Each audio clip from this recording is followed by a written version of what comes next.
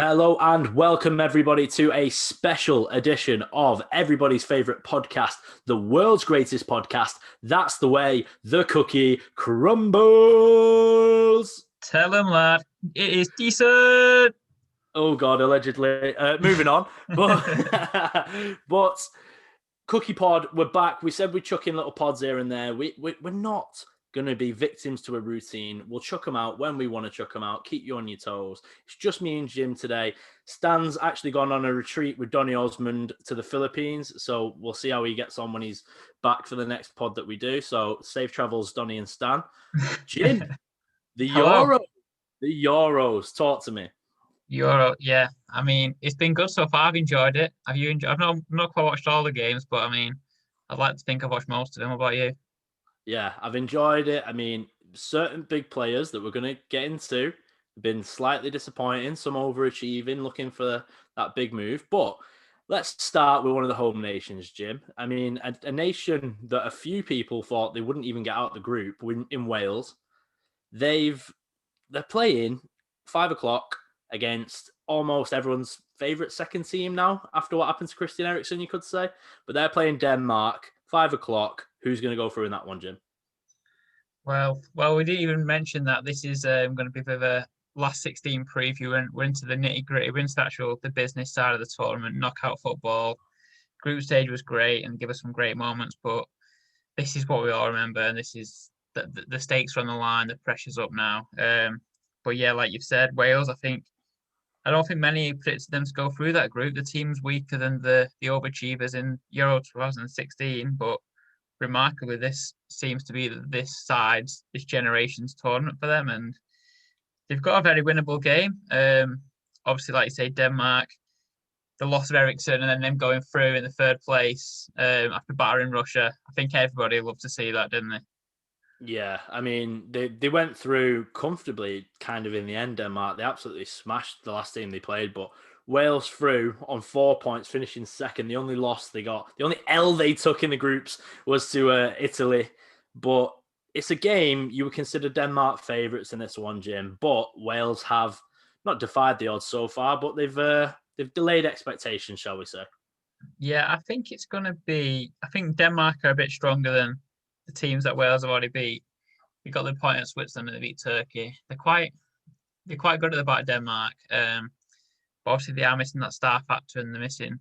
I say they're missing a goal scorer, but yeah, they did hammer Russia 4-0, but 4-1. But to be honest, I think Russia's just a bit crap. To be fair, I think that says more about them than it does Denmark's attack. I think this will be really tight. I could see extra time in this one. Under 2.5? I don't know about that. Maybe. My Ooh. my prediction would be a draw. A draw. Okay. I'm gonna say Denmark win.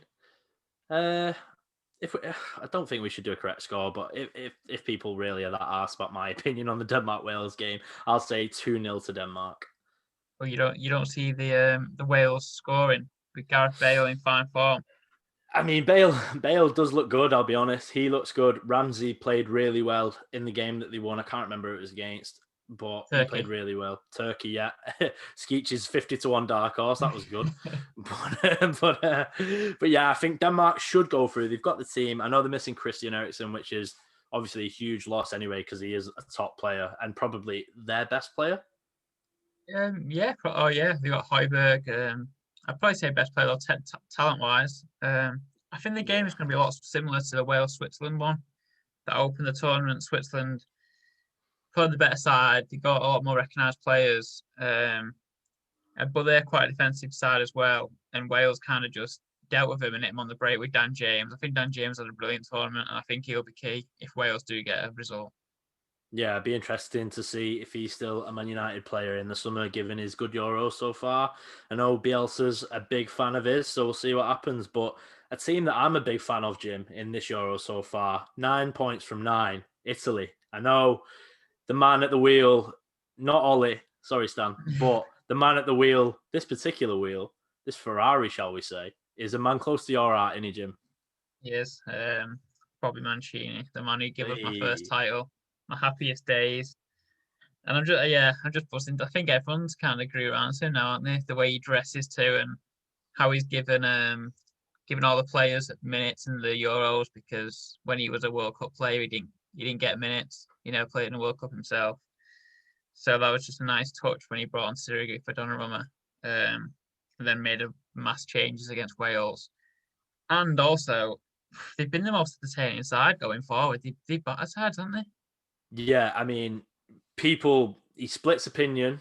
I really like him. I've liked him since he came in. The only problem I didn't have with this player I'm about to mention was his position. However, in this Italy side, Jorginho is looking like the man. I know he played next to Verratti in a 4-3-3 for the final group game, I believe, or the second to last group game. The final But one, yeah. he dictates so much of what Italy do. And I listened to something, I think it was Lorenzo Insigne said. They said everyone calls him the professor because he's constantly telling people like where to pass the ball with, like his hand movements and this, that, and the other. And I think winning the Champions League has spurred him on to be more of a leader, so to speak, because he's the Chelsea vice captain anyway. But watching him play for Italy, he looks like the captain. And I think he is a massive player for them. They've scored 7 goals in 3 games, all winning to 0. So the Azzurri they're killing it at the moment. And they've got a massive game, round of 16. They're in Austria away, a David Alaba away, shall we say, because Marko Arnautovic can't play for him being a complete fucking idiot. But if they can get past Austria... Was he suspended again? Is he not banned for the tourney? No, he only got suspended for 1 game. He played in the final group game. Did he? Yeah. He played against Ukraine. I thought he was banned for saying something like... No, he got banned for like winding the Macedonia fans up or something, but he only got a 1 game suspension. There you go then. Well, there are Marko Arnautovic and David Alaba away because let's be honest, who else have Austria got? Well, they got Sabitzer. I think Sabitzer's a really good player. Yeah. And I think Austria have actually done okay this tournament. They made Ukraine look quite dull. I don't know if that was Ukraine not showing up or Austria nullified them. But you got to say that's a really impressive result for them because I think a lot of people would have expected Ukraine to finish second in that group, which they did get through. We'll talk about them later, but they only managed to 3rd place. But I don't think I can see past an Italy win. The way they're playing and how deep the squad is as well is really impressed me because you got to remember that Verratti's only just come in the last game and he would have been the starting midfielder. They've had to bring in Locatelli, who's been a sensation himself, and I'm sure Sassuolo are going to be receiving a lot of bids for him this summer. Probably Juve, the way that league is run, and Federico Chiesa too, the Juve forward. He would undoubtedly play in that front line, but he fell out with the manager, and then Berardi stepped in, and Berardi's been great as well. So you've got players on the bench. He made a load of changes at Wales, and the team still looked really strong. So I just can't see past him. No, I mean, like you just said, then depth is obviously a massive part of this tournament. We've spoke about France and England having big depth, but like you just mentioned, then Mancini literally was it everyone or near enough everyone minutes in this tournament? Minutes, yeah. There you go. He's give everyone minutes, and for a game where he would usually play Jorginho, Nico Barella, and Locatelli, like you said, subbed them out, managed to keep Jorginho in there, brought in Pessina, and brought in Verratti. Verratti's not a bad player to bring in from the cold. Obviously, Belotti's the sub-striker, behind him Immobile, Chiesa, Bernardeschi, Insigne, Berardi. They've got depth, like you just said. I think the Verratti is going to be a big call for Mancini. It's going to probably be his biggest call of the tournament. I don't know what he's going to do because Verratti's probably his best midfielder. But Barella was the Serie A midfielder of the season. Jorginho's played every single game. He's dictating the tempo. It's going to be between Locatelli, who stepped up and impressed, and then or just bring Verratti back. I don't know what you do. I suspect they'll bring Verratti back, but either way, they're going to be winning in midfield for me.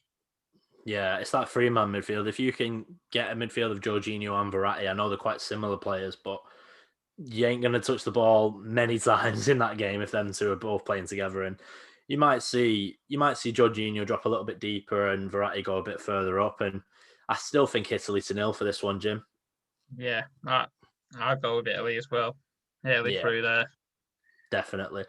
Okay, another team, Jim, that you could say is close to your heart just from a few FM saves, but the Czechs are entertaining the Netherlands in this game, and I'm not going to lie, I've liked the look of Holland so far. I mean, the squad on paper is a bit lackluster, other than obviously missing Virgil van Dijk. Huge loss for them. But yeah, I've been impressed, Jim. Yeah, they've scored a lot of goals, haven't they? I mean, Wijnaldum's popping up. Depay's got a few now. He 8 should have goals, some yeah. more.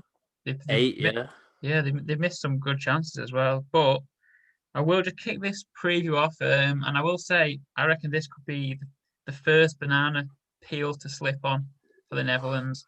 Okay.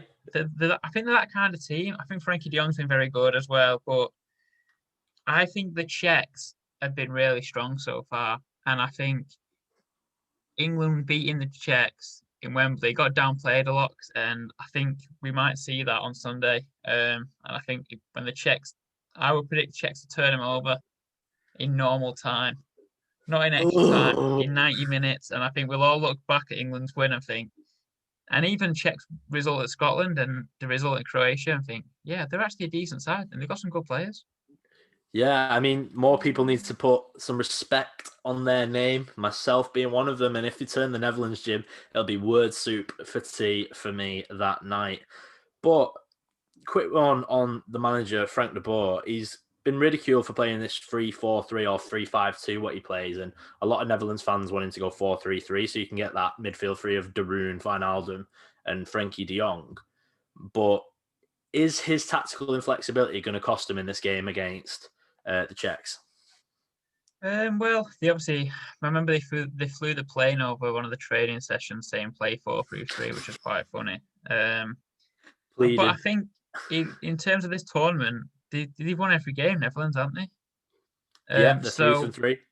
I mean, De Boer, he's kind of vindicated by his selections because I think they've actually done well. I just think more so than the actual being tactically inflexible, because I think what that free back does is it gives Dumfries license to go forward, and I actually think he's done really well for Netherlands. So I don't think we'd have seen him quite do as well in a 4-3-3 formation. So I actually don't mind the formation as much. I just think I've seen a lot of their games and they're giving up chances to weak side. I think Macedonia had a load of chances against him and he was counting on the break. And I don't think you're going to get that against the Czechs because they're just going to sit back and defend, and they are good defensively as well.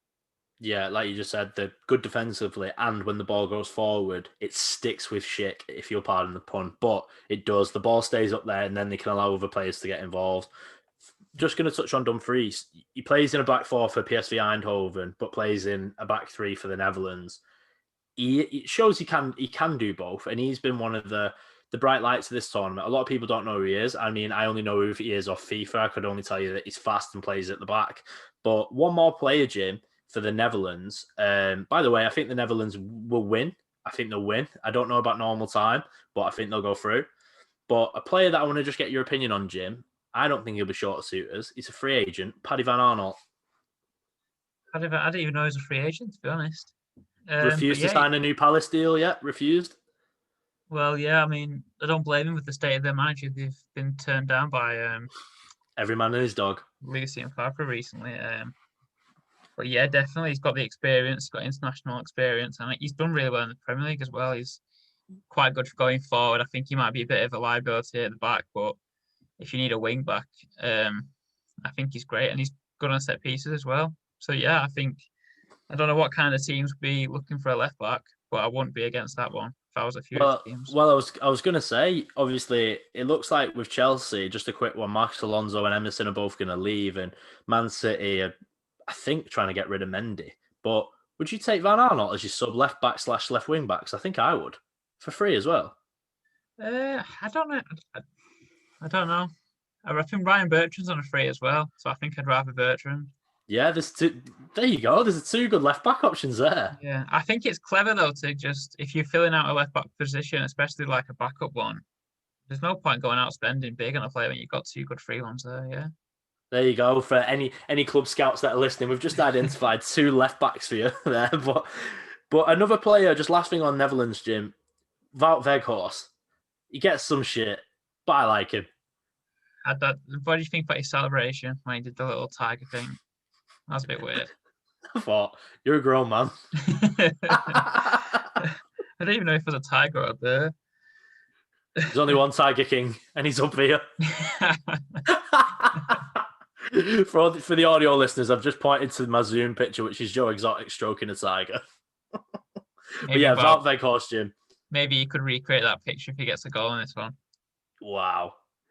I mean, the guy's massive. He plays for Wolfsburg, but he's not your conventional number 9, is he?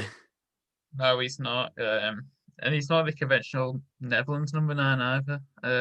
They've also had some really good ones over the years. I remember Huntelaar, Van Nistelrooy, especially in the big international tournaments. They'd always bang him in. Has he only scored once? I think he has scored once, yeah. Yeah.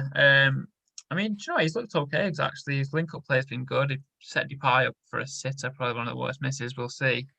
Yeah. He's a bit of a water carrier, isn't he? Bit of a water carrier, does the dirty things. Yeah, I think it's a position they're just lacking in, and he is just the best of what they've got at this time, to be honest. Yeah. But they get a lot of goals from midfield, and Depay does a lot of that work as well. So you don't really need a bagsman. No, you don't. You just need someone to link it all together. Similar with France and Olivier Giroud. But moving on, one of the biggest games, I would say, in this tournament, Belgium versus Portugal. Roberto Martinez. Will he finally use this golden generation and get into where they need to be? Because in spells, Jim, Belgium have looked scintillating. Yeah, this is a flip of a coin. I think this is going to be such a good game on Sunday night as well. But I don't know who to pick yet. We'll talk about it for a bit. Belgium, like you just said, completely agree. Some of the goals they've scored, there was a De Bruyne one on his left foot. The play before it, Lukaku does really well. That was just an amazing move. And that was the game against Denmark. De Bruyne just came on and just changed the game. I think looking at it, Portugal looks set up more for success because Belgium can be got at with quite an aging defence, and then Boyata, who has looked shaky himself. But Belgium have got the X factor for me because even Eden Hazard in his day can turn up. Lukaku is the most on-form striker in Europe, I think. And De Bruyne is the best midfielder in the world. And when you've got the best midfielder in the world and a deadly striker in the same team, I think you can beat anyone.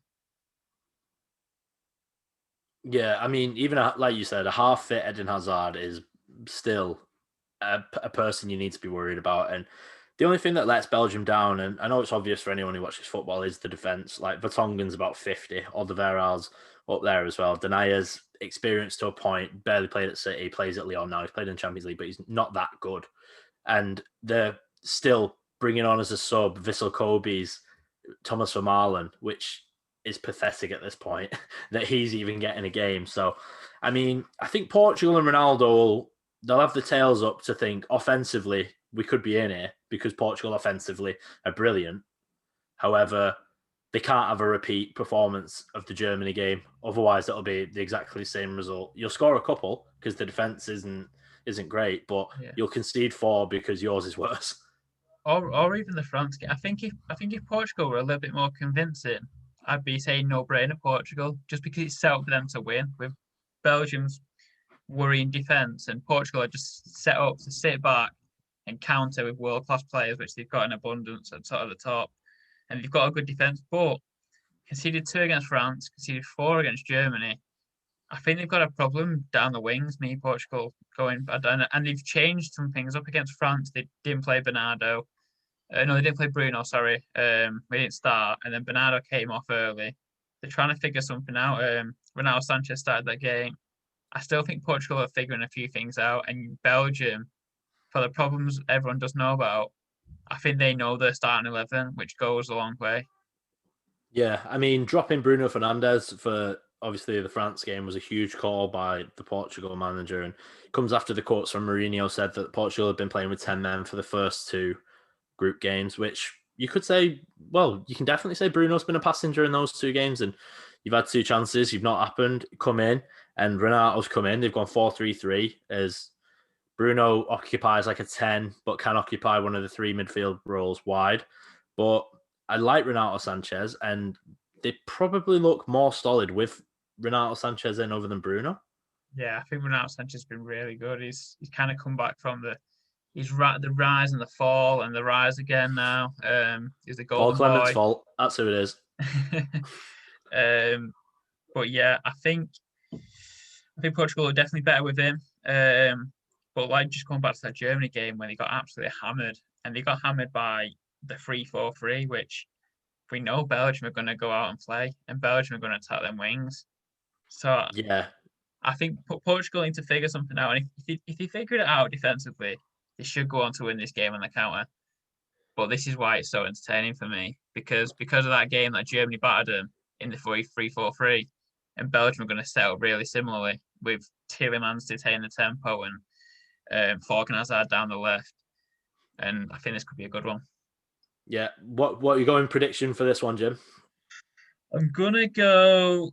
Let's see. Honestly, I could flip a coin. I'm gonna go Belgium to upset them. I'm gonna also join you and go with Belgium for this one. I think they'll just have too much quality for Portugal, but I think Ronnie Hot Dogs will score. Yeah, he's showed up so far and on the big stage. He's been amazing. So that gives us a nice little Sunday night. We're all prepping to go back to work Monday. That's gonna relax us nicely. But on Monday, 5 o'clock, another good draw here, Jim. Croatia versus Spain. Yeah, I feel like we've seen him play a few times. I remember Croatia doing him in the World Cup. I remember De Gea famously is near post, Bug. having some problems, but he won't be doing that. Croatia Spain is one that's going to be tough to call, mainly because both teams have been quite disappointing and they're on the decline. I would say. Croatia got that win against Scotland, putting them through in third place. Spain, they looked awful. The first two games, they dominated play like you would expect them to do, and they just can't put it away. And there's not been a Spain game yet where Morata has not missed a sitter. He's guaranteed one.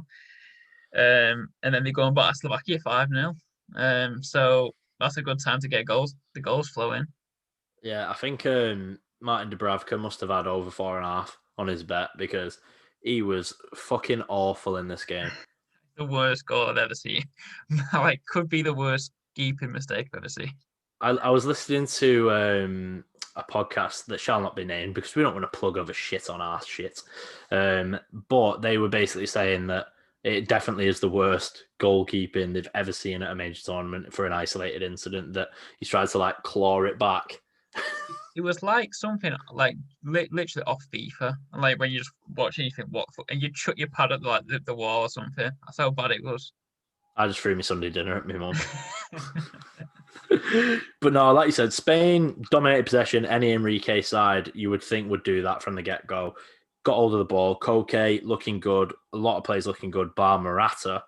But they took out a lot of pent-up They took up a lot of pent-up aggression out on Slovakia, and they were just the whipping boys. And it was nice to see that your boy, Aymeric Laporte, got on the score sheet on that game, Jim. Finally moved from France to Spain, and I think it'll be a good game. I really do. I think this will be a good game. They got the start of them. I think all the Spain games have been good so far because they've got that weakness of they might not score it and they can be got at.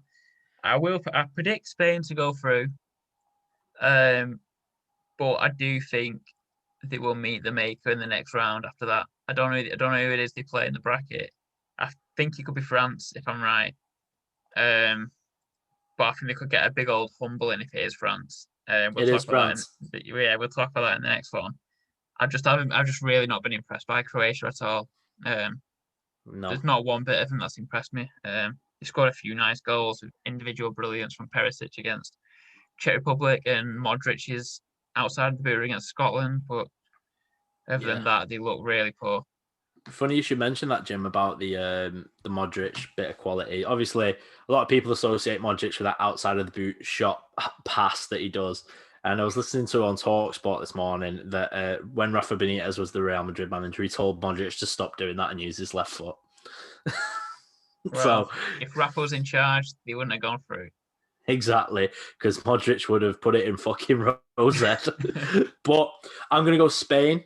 Like you said, they might meet the maker next round, but Croatia will want to get some revenge on Spain because they handed them the heaviest ever international defeat, getting beat 6-0 in 2018. So, Jim, you mentioned France. They play Switzerland, and they will also play the winner of the Spain-Croatia game should they get there.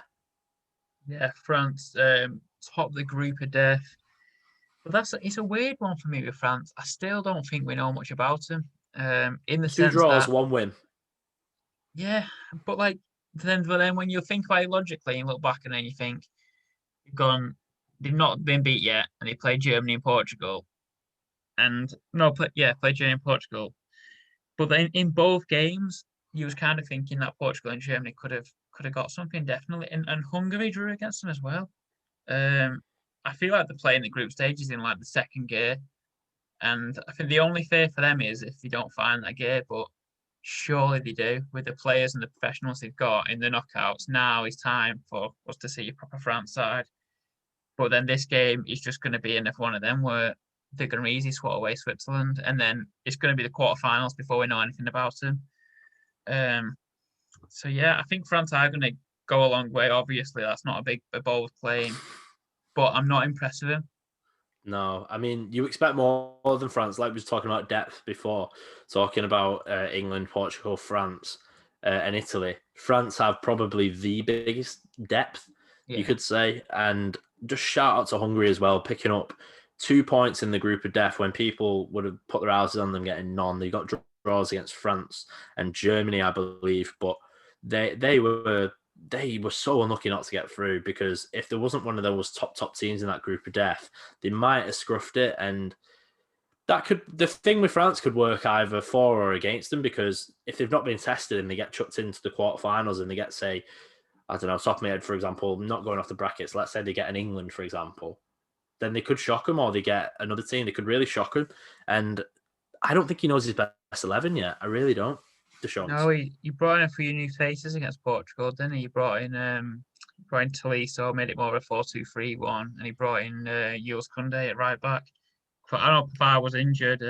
Dinier's been in and out of the Hernandez as team. well, yeah. Um, I think with France is that notoriously and famously the winners of these kind of tournaments, they are pretty dull going through the group stages, but they're defensively sound.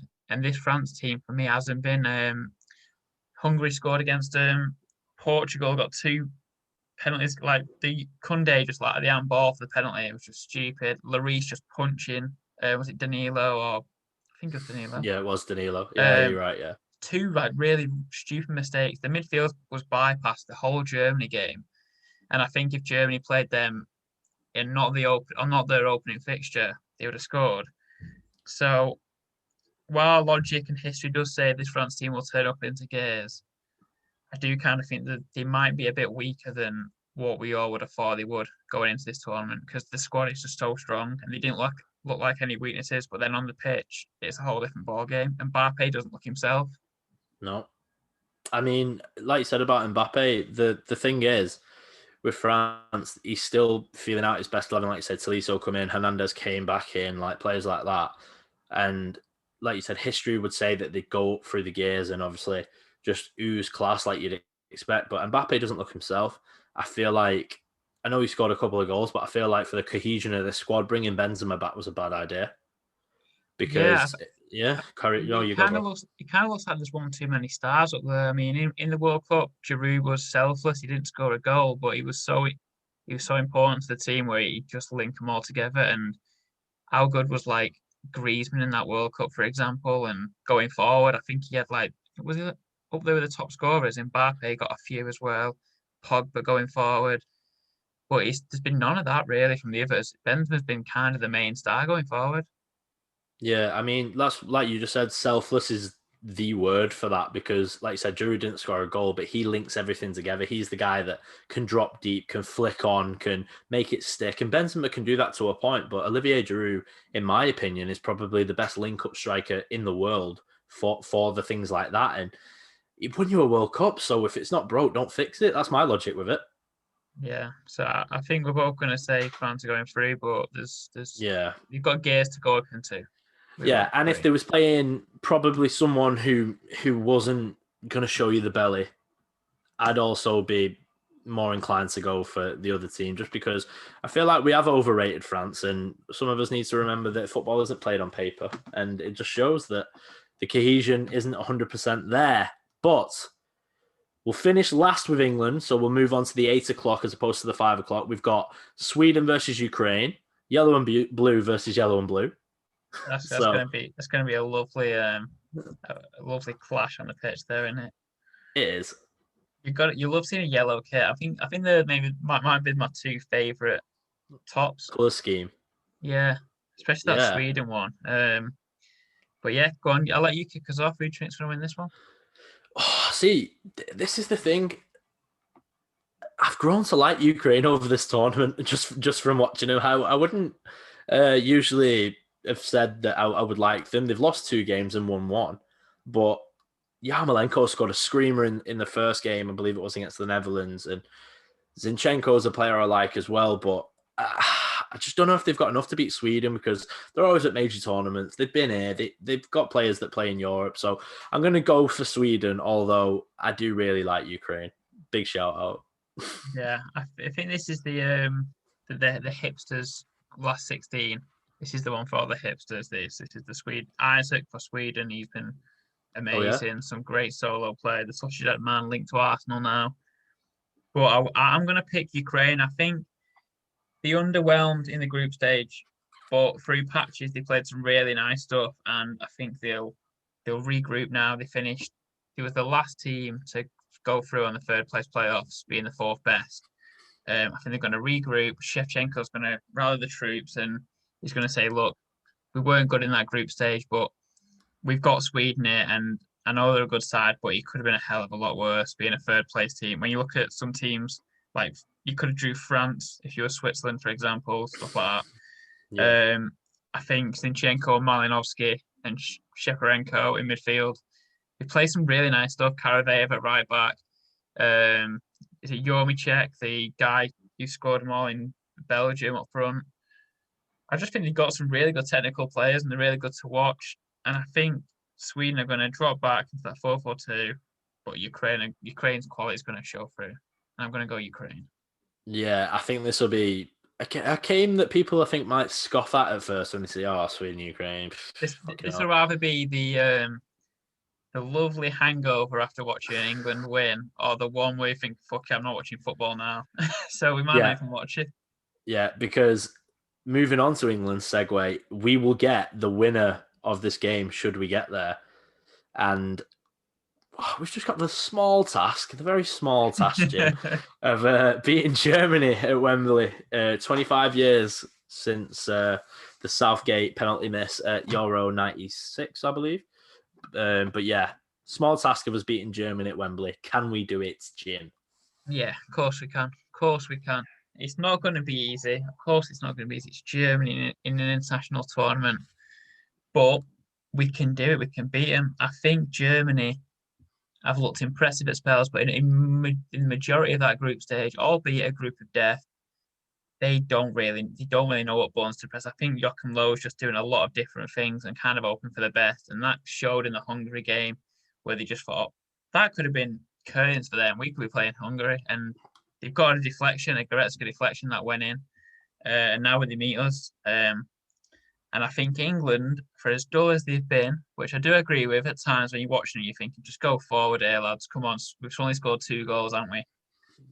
But the defense has been there. I don't think they've really looked in trouble. Yeah, and they manage games really well as well. So I think if England do go up, which they're capable of, just with the quality alone up front, Southgate's going to have so many questions to answer in his team selection, whether he plays a 5 at the back, whether he plays Foden, whether he plays Sancho, every one of them. But I think England are gonna, and this is not the patriot in me. I think England, I'm gonna take a step back out of the England shirt and think if they're taking Germany, I think England will do it. No, you know what? I'm going to agree with you. Not because there's any trepidation about us not beating Germany. I think we should smell blood with these men because they're not as good as they were when they won the World Cup in 2014, I think it was. And put it this way, they've had to bring people back that retired after that tournament to actually get them relatively in order. For example, Mats Hummels, Thomas Muller, 2 players that came out of international retirement for this tournament. And Germany's best player, from a non-biased perspective, has been Kai Havertz so far. He's got 2 goals and 2 assists in the group stage. He looks really good, playing in the position that he plays for Chelsea, almost like up front and in that number 10 position in a 3-4-2-1 or 3-4-3, whatever way you want to look at it. But the way to get out of these men is down the right-hand side because they play Josh Kimmich, right wing back, and I am a huge fan. I am a huge fan of this lad, but he's not a right wing back. He is either a right back or a centre midfielder, and that's the way we're going to get at him. So if we play a Sterling or a Rashford or even a Grealish, I feel like we can get in that way. Yeah, I think England are just set up to, for all the quality they've got, the natural Southgate kind of way is to sit back, defend first, and attack afterwards, and go for the counters. We've seen it against Croatia. Croatia's midfield of Modric, Brozovic, and Kovacic at Wembley, they was just completely outrun by Rice and Phillips, and they look so good. And then Rice and Phillips haven't looked the same since, I don't think, in the following 2 games. And I think against a Kroos and Gundogan midfield too, who are just going to look to cycle possession and keep the ball, I think we're going to do, and we've got more energy than him.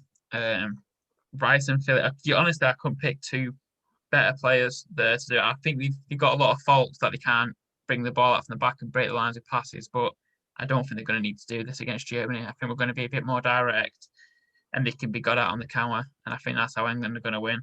They're really good defensively. I think there's fault for the keeper, but in front of that, I think you're going to see Walker, Stones, Maguire, Shaw, all been really good. Rice and Phillips in front of him. That's 6 defensive players there who aren't going to bomb forward. And then you pick of your bunch. I don't know if we're going to get Mason Mount or Ben Chilwell available back. I highly doubt they're going to play just because of they have to self-isolate when they train, which is, we could talk about for ages, couldn't we, how much bollocks this is. Like, they can't train with the team until the day before. So what preparation is that? I think Mount would have gone in this team, definitely, because he's a hard worker and it's what we'll need. But I think Jack Grealish, on the back of his performance against Czech Republic, will fill his role. Saka could play again, and then I think we'll go Sterling and Kane, and I think we'll beat him. Yeah, Saka did well the other night, and with Mount and obviously potentially being out, I wouldn't be surprised if Mount got reinstated into this team just because of what he does off the ball and what he does on the ball. But I feel like Southgate loves him enough to chuck him back in if need be. But I also wouldn't be surprised if he was on the bench. Yeah. Big thing I've saw, just last thing on England, big thing I've saw with a couple of news outlets that we've been training in a 4-2-3-1, which is quite positive, but it's also quite fucking stupid that it seems like we're the only country that leaks our own like team formation and team news. Yeah, we're very self-deprivating in this country. Yeah, unless we get to Tuesday night, and because the team has been leaked fucking every game so far. Free back. Surely Southgate thinks now this could be actually a move. I'm just playing out of my head now. Southgate, listen, Gareth. Listen. He's thought, oh fuck, but our team's going to get leaked. So why don't we just train in a 4-2-3-1 on the open conferences, on the opening sessions, and then come Tuesday night, bang, 5 back, Saka at left wing back, James at right wing back. I think I would still go 4-2-3-1 because I'm a big fan of consistency and getting players in familiar roles. We haven't played that for a while. I think when I checked, it was since November. But they got success last time playing it, and I think matching a side like Germany wouldn't be the worst thing to do. Yeah, I mean, like you said, if possible, if we do go back 3 or 5, whatever way you want to look at it, it shouldn't be like it should be, we've got that in our back pocket if we need it. And if we have to go to 4-2-3-1 and then finish in a back 5 or 3, whatever way you want to look at it, then we can do that as well. We've got to be tactically flexible. Yeah, I think our annoyance is the fact that journalists are now on Friday night leaking what formation we're going to play. So why don't we just keep that in our back pocket until Tuesday? Yeah, let's literally not give them the upper hand when we can do it. I bet if we went and asked Marker, they wouldn't tell us theirs. They wouldn't. They wouldn't. Hey, unless it was the Barca formation. they give it us next day delivery, wouldn't they, Jim? But speaking of next day delivery, we are recording this on a Friday. It'll be out, definitely the audio on Saturday. Video may differ, but it's been a nice little breakup. We've caught you up to the round of 16, where everyone's been, who everyone's playing. We've given you the lowdown. Now you just need to watch it, kick back, enjoy yourselves, and see the rest of the Euros. Like I said, we're not sure when we're going to be doing these podcasts, so as and when we feel like they're appropriate, we don't want to say we're going to do them every Monday or commit to anything like that, with obviously the new season starting. But we hope you enjoy the Euros. Keep up to date with the Cookie Pod socials at Cookie Podcast, followed by the number 1 is our handle for Twitter and Instagram. If you want to search us on YouTube, just search in TTWTCC Podcast and we'll come up as That's the Way the Cookie Crumbles on there. And if you want to listen to us on Spotify or iTunes, just search the exact same thing in That's the Way the Cookie Crumbles. If you don't have us on there, go to our host platform, Anchor FM, and it'll tell you everywhere you can listen to our lovely voices. So, Jim, it's been a pleasure discussing the Euros with you again. Stan, safe travels with Donny to the Philippines, and that's the way the cookie crumbles. See you.